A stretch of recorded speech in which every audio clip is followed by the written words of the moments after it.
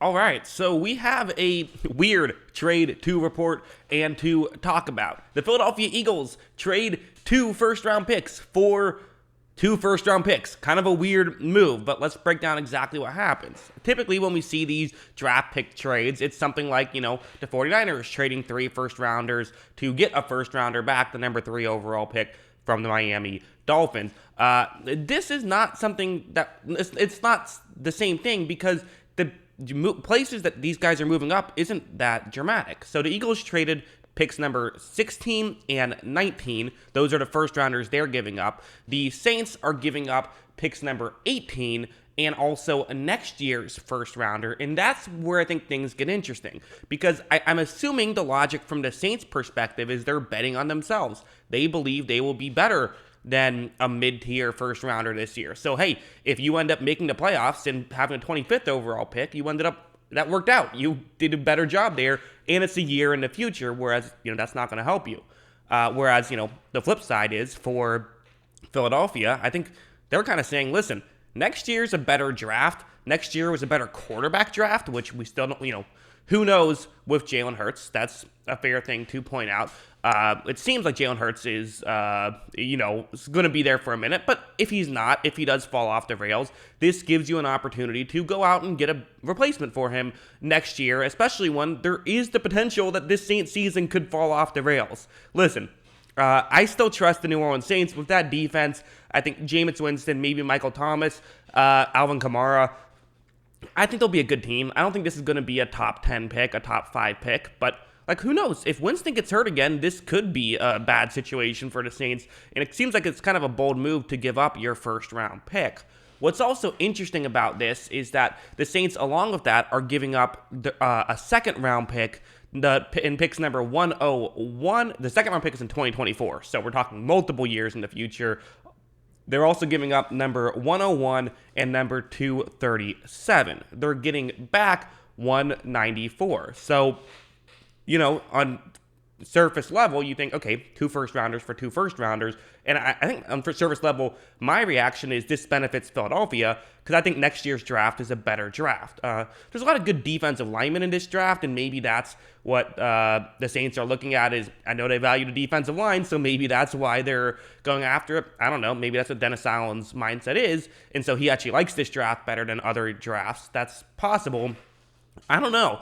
What Ian Rappaport just tweeted out was, I'm assuming there was some criticism, and so they want to get a PR guy in on this. He tweeted out, and I'll quote here, rationale for the Saints, this trade gives them 3 picks in the top 50, and hopefully one next year. Hopefully that one next year is a back-end rationale for Eagles. We know that. They now don't have to pay 3 for fully guaranteed contracts. They get an extra first next year for either quarterback or to build around the quarterback. It gives you, I guess, I don't know. I don't really get this because you're giving up less. You're losing draft capital here to, get more draft capital this season. I guess I get it because for Philadelphia, I don't know. I just don't understand why the Saints are doing this. They must just like a couple of guys in that mid-tier area. That's my only guess, is that they would rather go out and get 2 guys this year to compete now instead of just waiting a year. That's what seemingly makes sense. It's a little bit similar to the Marcus Davenport trade, right? Giving up an extra first rounder to be competitive. But that was a little different, right? They had Drew Brees, so you knew they would be good. And also, you're giving up multiple first rounders, but you're moving up in the draft to do so. This is different. You already have a pick there. So it's not like there's one player you want. There might be 2 players they want. I'm assuming that's the logic, but very, very surprising move. And I don't know. I guess I'm trying to just play this out a little bit because for the New Orleans Saints, maybe they're looking at wide receivers, and that's something, that would make some sense, right? What if they doubled down on wide receivers here? And again, I haven't gone through all of the draft stuff myself just yet. I'm currently in the process of doing that, so there might be a guy or two. I just, I don't know the exact players there, although I have looked a decent amount at it. But, maybe that's the logic to some degree. Hey, let's go after some wide receivers.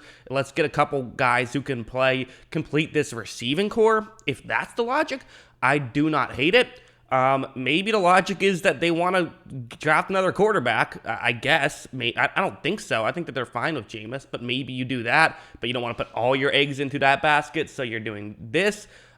But it's a big risk, and I don't know, again, I don't think it's totally worth that risk when you already had the number 18 overall pick. Like, if you really like the player, why not just do that? Or, if you wanted to trade up in that scenario, why not use this capital to do so? Because, again, it is kind of a weaker class. And this is something I was wondering if we would start to see more of come draft day, which is instead of seeing some of these draft trades happen with this year's picks, but use next year's picks, because I think certain teams value next year's draft picks more. And that might be what happened. Maybe the Saints were looking to trade up and get that, another mid-round pick, but then the Eagles said, hey, what if we do it this way? Because, for one thing, one of the weird things is, like, why are we swapping the 19th and 18th overall pick? Like, you guys pick together. Like, you can just work together. You don't have to actually swap those. That's kind of a funny situation, I think. But on a more serious note about the future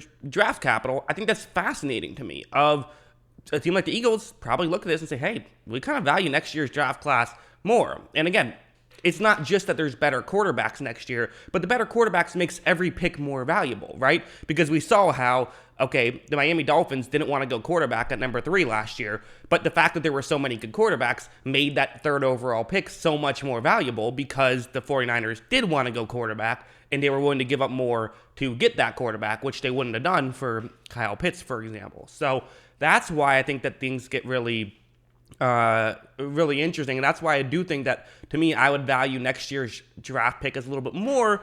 But of course, the flip side is, and maybe this is part of the argument, is the Saints are saying, hey, let's load up and get one really good draft class so we get an extra year of all these guys playing together on cheap contracts. That makes some sense to me, especially when they are, I know the cap isn't, what people think it is, but they don't have a ton of money to throw around necessarily. So I don't know.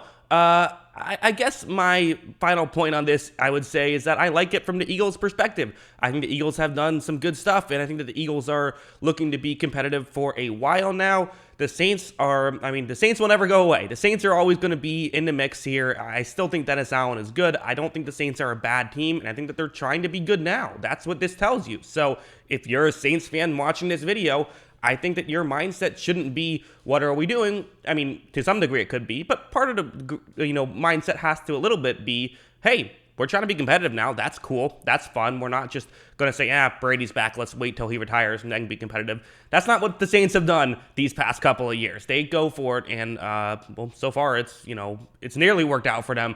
We'll see if this one works out for them. But as a whole, my first reaction is definitely big win for the Eagles. Not sure why the Saints made a move, but that's what I think. What do you guys think? Let me know in the comments below. Always love hearing from you. And of course, as always, thanks for watching.